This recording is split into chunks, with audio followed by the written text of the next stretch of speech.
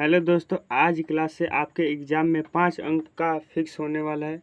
यह गारंटी नहीं दोस्तों, गारंटी है कि हर साल यह प्रश्न आपसे पूछा जाता है कि आपको 2-4 8-10 लाइन दे दिया जाएगा। उसका क्या कह दिया जाएगा, आपको संक्षेपण लिखना होगा। ठीक है।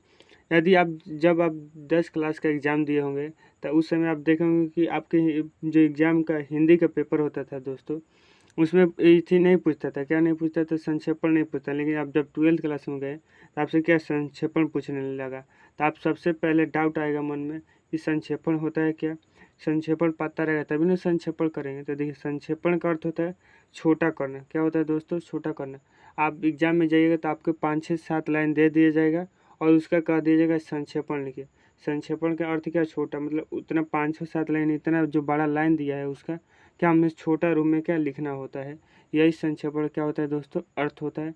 मैं उम्मीद करता हूँ कि आप संक्षेपण के अर्थ समझ गए होंगे।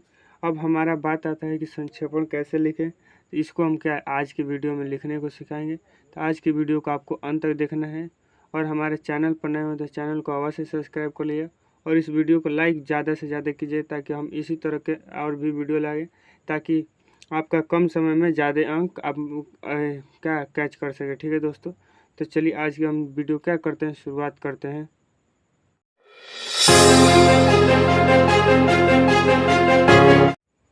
अब दोस्तों यहाँ पर ध्यान दीजिए, अब हम सिखाने वाले हैं आपको कि संक्षेपण कैसे लिखते हैं। अब यदि आप यह सीख लेते हैं, आपके एग्जाम में 5 अंक फिर से हम कह रहे हैं फिक्स हो जाएगा। यह गारंटी नहीं, गारंटी है। ठीक है दोस्तों, तो देखिए संक्षेपण के लिए आपको जो दिया जाएगा 5-6 लाइन, उसको आपको लाइन को क्या करना है, संक्षेपण को सबसे पहले ध्यानपूर्वक पढ़ लेना चाहिए। मान चलिए कोई भी गद्यांश दिया है 5-6 लाइन का, उस गद्यांश को क्या करना है, आपको ध्यानपूर्वक पढ़ लेना है कि उस गद्यांश में आखिर किस चीज़ के बारे में बात किया गया है। ठीक है दोस्तों, पहला सबसे पहले यही आपको करना है। जैसे ही पेपर मिलेगा, संक्षेपण को बनाने से पहले उसको क्या करना है, धड़ दिया ध्यानपूर्वक एकदम सोच समझकर पढ़ लेना है, ताकि आपको उस आपके दिमाग में बन जाए चित्र कि हाँ इस गद्यांश में किस चीज़ के बारे में बात किया गया है, ताकि तभी न आप लिख पाएंगे उसके संक्षेपण के रूप में, मतलब छोटा रूप में। ठीक है। अब दूसरी की बात आ जाती है कि संक्षेपण के लिए दिए गए शब्दों को गिन लेना चाहिए। बिल्कुल सर, देखिए देखिए मान के चलिए आपके संक्षेपण जो दिया है, गद्यांश जो दिया है, उसको क्या कर लेना है, आपको गिन लेना चाहिए कितने शब्द लिखा गया है उस गद्यांश में। क्यों गिन लेना चाहिए, देखिए अभी बताते हैं। संक्षेपण के दिए गए शब्दों का 1/3 करना चाहिए। देखिए जो आपके मान के चलिए आपके जो गद्यांश दिया है वो 30 है, उसमें कुल 30 शब्द है। कितने शब्द है, 30 शब्द है। अब देखिए इसमें जो आपको संक्षेपण में लिखना होता है, संक्षेपण में आपको केवल कितना, 3 भाग ही लिखना पड़ता है। कितना भाग लिखना पड़ता है, 3 भाग ही लिखना पड़ता है। मतलब कुल शब्द का तिसार का हिस्सा लिखना होता है। देखिए कुल शब्द कितना है हमारा, 30। तो 30 में हमने 3 से भाग दे देंगे तो हमारा कितना आ जाएगा, 10। तो देखिए जो आपको संक्षेपण लिखना होता है वह 10 में ही लिखना होता है। अब 10 क्यों कहिएगा, तो देखिए मान के चलिए आपका जितना भी शब्द रहेंगे उन शब्दों को क्या करना है, सबसे पहले 3 से भाग देना है। जितना भी शब्द आएगा उतना ही शब्द में आपको के आसपास में लिख देना है। अब देखिए 10 है तो ये नहीं कि 10 में लिखना है, 10 के आगे 10 हो सकता है, 10 से 12, 13 से होता है, यानी आगे पीछे भी हो सकता है, 8-9 भी हो सकता है। ठीक है, इतने रूम में के अब लिखना होता है। ठीक है। अब देख उसके बाद आपका क्या आ जाता है, उचित शीर्षक भी देना चाहिए। उचित शीर्षक इसलिए देना चाहिए ताकि आपको लगे कि एग्जामिनर देखे तो हाँ इस जो गद्यांश लिखा है लड़का, हाँ इस गद्यांश में इस चीज़ के बारे में क्या किया गया, बात किया गया है। ठीक है दोस्तों, तो एक बार और समझ लिए, आपको जो भी गद्यांश मिला उस गद्यांश को सबसे पहले आपको ध्यानपूर्वक पढ़ लेना है। उसमें कितना शब्द, उन शब्दों को भी आपको क्या कर लेना है, गिन लेना है। अब गिनने के बाद यह करना है कि उन गिने हुए शब्दों को क्या कर देना है, 3 से भाग देना है। 3 से भाग देने के बाद जितना भी शब्द आएगा उन्हीं शब्दों के आसपास क्या आपको संक्षेपण लिखना होता है। ठीक है। अब इसके बाद आपको उचित शीर्षक भी देना है और नीचे में लिख देना है कि कुल शब्द लिख देना है। कुल शब्द देखिए मान चलिए हमारा कुल शब्द 30 है और देखो जो हम लिखे हैं संक्षेपण शब्द जो हमारा है, संक्षेपण शब्द मतलब हम जो लिखे हैं वह कितना है, 10 है। इस तरह को आपको भी लिख देना है। ठीक है दोस्तों, इस तरह यदि आप लिखते हैं तो आपको पूरे अंक मिल जाएंगे। देखिए हम चलिए अब दिखाते हैं किस तरह आपको क्या संक्षेपण लिखना है। 5-6 को हम क्या इसमें एग्जाम्पल कर लेंगे ताकि आपको क्या क्लियर हो जाए पूरी तरह से संक्षेपण। ठीक है दोस्तों, तो देखिए दोस्तों हमारा पहला गद्यांश हमने ले लिया और इस गद्यांश को आपको क्या करना है, संक्षेपण करना है। और सबसे आसान तरीका से हम आपको क्या संक्षेपण सिखा दिए है। तो चलिए हम क्या इसका संक्षेपण करने का कोशिश करते हैं। संक्षेपण का पहला रूल था, संक्षेपण जो दिया है गद्यांश उसको क्या ध्यानपूर्वक पढ़ते हैं। तो चलिए हम इसको गद्यांश को क्या पढ़ते हैं अच्छे से, और इस गद्यांश में क्या लिखा है उसे समझते हैं। लिखा गया है, बार बार अभ्यास करने से मंदबुद्धि या मूर्ख व्यक्ति भी विद्वान बन जाता है। अर्थात अभ्यास व्यक्ति का सबसे बड़ा शिक्षक है। मतलब देखिए, बार बार अभ्यास यानी बार बार क्या प्रैक्टिस करने से हमारा क्या हो जाता है दोस्तों, मूर्ख जो व्यक्ति होता है वह क्या विद्वान बन जाता है। और अभ्यास व्यक्ति का सबसे बड़ा क्या शिक्षा है, ठीक है, शिक्षक है। निरंतर अभ्यास से ही ज्ञान अर्जन का मूल मंत्र है। अल्प बुद्धि व्यक्ति भी यदि निरंतर अभ्यास करे तो विद्वान बन सकता है। देखिए इसमें यही बात क्या बताया गया है, जितना बार आप रिवीजन कीजिएगा दोस्तों आपको उतना ही ज़्यादा क्या याद होगा।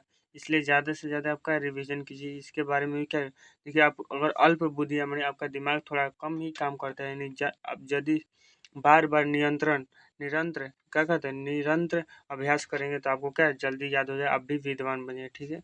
अभ्यास की बारंबारता से स्मरण शक्ति और समझ का दायरा बड़ा होता है।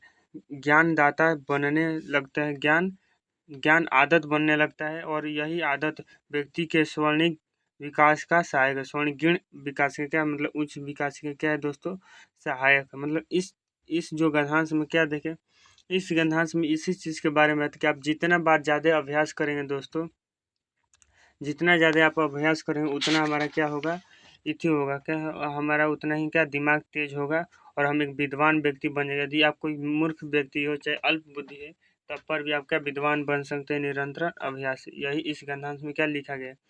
फिर उसके बाद हम क्या करेंगे, इस गद्यांश में जितना हम पढ़ लिए ध्यान से, पढ़ने के बाद आप क्या करेंगे, जितना शब्द लिखा है उसको क्या गिन लेंगे। तो 1 2 3 4 5 6 मतलब इस तरह का आपको गिन लेना है।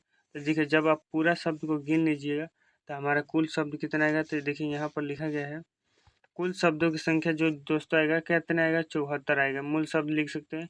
और जो हम संक्षेपण करेंगे कितने में, 33 में किए हैं। कितने में किए हैं, 33 में। संक्षेपण करने के लिए क्या करें, देखिए 74 है ना, तो 74 भागे जब हम क्या कर देंगे, 3 से जब भागा दे दीजिए तो कितना आ जाएगा, 2 आ जाएगा यहाँ पर। और जो इसमें चाहे 14 14 4 3 12 यानी 24 दशमलव कुछ आएगा, मतलब इसके आसपास आएगा। तो देखिए ये थोड़ा ज़्यादा शब्दों में लिख दिया गया है, 10 शब्द ज़्यादा नहीं करना है। 24 मतलब इसके आसपास 26 27 तक लिख सकते हैं, या इसके पीछे लिख सकते हैं 22 23 तक। लेकिन 33 लिख दिया जो गलत है, इतना नहीं लिखना है आपको दोस्तों, ठीक है। ये नहीं कि 10 शब्द आगे बढ़ाना, नहीं इतना नहीं लिखना है, ये गलती से लिखा गया है, ठीक है। तो देखिए इसमें अभ्यास के महत्व के बारे में बताया गया, हमने बता दिया, ठीक है। तो देखिए अब इसमें क्या लिखेंगे, तो देखिए इसमें क्या लिखना है आपको, तो लिखना है अल्प बुद्धि व्यक्ति यदि निरंतर अभ्यास करे तो विद्वान बन सकता है। अभ्यास की परंपरता से स्मरण शक्ति और समझ का दायरा बड़ा होता है। ज्ञान का आदत बनने लगता है। देखिए पूरा जो लिखा था उसमें क्या लिखा था, इसी के बारे में लिखा था कि निरंतर अभ्यास करना चाहिए। जो अल्प बुद्धि वाला व्यक्ति भी वो भी क्या बन सकता है, तेज बन सकते हैं, और ज्ञान की उसे क्या लगती थी, आदत लग सकती है। देखिए इसमें जो हमने पढ़ा था इतना बड़ा, उसी को हमने क्या इतना छोटा में क्या लिख दिया दोस्तों, इसका संक्षेपण कर दिया। यही हमारा क्या हो जाएगा दोस्तों, संक्षेपण हो जाएगा। यदि इस तरह लिखते हैं तो आपको पूरे अंक मिल सकते हैं, ठीक है दोस्तों। क्या इस संक्षेपण को समझ गए। तो चलिए हम एक और संक्षेपण है उस संक्षेपण को कर लेते हैं, 2 प्रैक्टिस कर लें तो आपको क्या अच्छी तरह से समझ में आ जाएगा। देखिए इसको देखिए ध्यान से पढ़िए, लिखा गया है कि ध्यान से पढ़िए, अनुशासन की आवश्यकता छात्र जीवन के लिए सबसे अधिक है, ठीक है। छात्र जीवन में अनुशासन का महत्व के बारे में क्या बात लग रहा है, ठीक है। वे विवेक संत दृढ़ में बंधे रहने की आदत डालते हैं, मतलब क्या किसी नियम में क्या चलते हैं, ठीक है। उनकी ममता बिखर कर नष्ट होने पाए, उनकी साधना के बादल चट्टान और बंजर पर न बिखरे, उनकी लालसा कलंक के काले पेड़ भौरे की लालसा मात्र न बन जाए।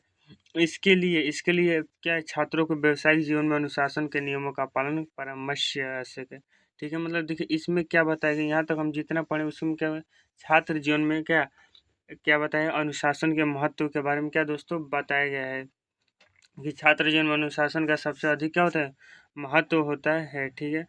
और व्यवहारिक जीवन में भी अनुशासन नियमों का पालन करना हमें चाहिए, ठीक है दोस्तों।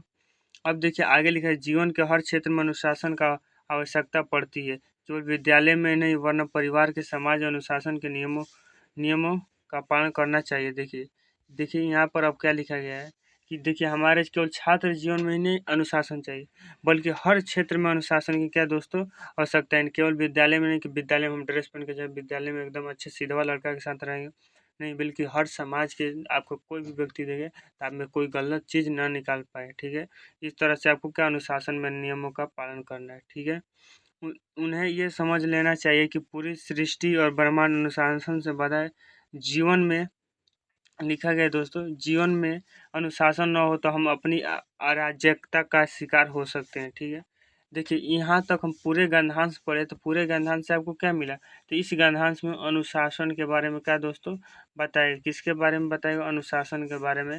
और खासकर किसके अनुशासन के बारे में, तो छात्र जीवन के अनुशासन के बारे में। मतलब इसका शीर्षक आप क्या लिख सकते हैं, तो छात्र जीवन में अनुशासन का महत्व, इस तरह आपका इसका शिक्षण का शीर्षक दे सकते हैं। ठीक है, शीर्षक का अर्थ होता है, जैसे हमने बातचीत पाठ पढ़ा था, तो बातचीत पाठ में जब तो उसका पाठ का नाम क्या था, बातचीत। उसी प्रकार से गंधांश का नाम दीजिएगा अनुशासन का महत्व। ठीक है, अब देखिए इसमें अनुशासन के छात्र जीवन में अनुशासन का क्या है, बहुत अधिक महत्व है। जो इसके कारण जो होता है, जो हमारा क्या हो जाता है, व्यवहारिक जीवन में भी अनुशासन का अधिक महत्व है।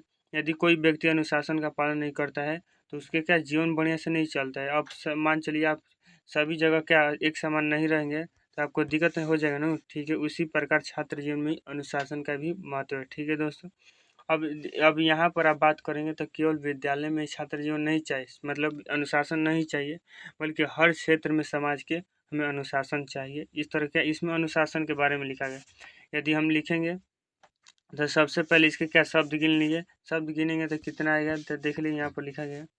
तो देखिए शब्द गिने तो क्या 120 शब्द आए, तो देखिए 120 शब्द आया तो 3 से हम भाग दें, यानी कितना आ जाएगा, यानी हमारा 40 शब्द आ जाएगा। यानी इसका जो आपको संक्षेपण करना है, कितने में करना है, 40 शब्दों में किया करना है। तो देखिए दोस्तों यहाँ पर 20 शब्दों में कर दिया है, जो गलत है। आपको 40 शब्दों के आसपास कर दें, 40 से 45 या 35 तक शब्दों के बीच में कर देना है। ठीक है, और इसमें आपको बढ़ा चढ़ा कर लिख देना है। देखिए बहुत शॉर्ट तरीके में लिख देंगे, अनुशासन मानव जीवन समाज एवं ब्रह्मांड की एकमात्र शक्ति है जो सदैव मनुष्य के विकास की ओर उन्मुख करता है। देखिए इतना आपको इतना नहीं लिखना है, इससे ज़्यादा लिखना है। क्या लिखना है कि छात्र जीवन में अनुशासन का महत्व बहुत अधिक है।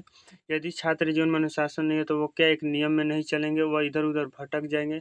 छात्र जीवन हर क्षेत्र में क्या अनुशासन हर क्षेत्र में हमें क्या चाहिए, न केवल स्कूलों में बल्कि हमारे सामाजिक में भी अनुशासन का महत्व है। ठीक है, इतना आप इसका क्या संक्षेपण कर दीजिएगा। ठीक है दोस्तों, यदि आप इतना लिख देते हैं तो आपको 5 अंक मिल जाएंगे और आप आसानी से 5 अंक क्या 100 में से 5 अंक आपका क्या आज फिक्स हो गया। ठीक है दोस्तों, हिंदी का।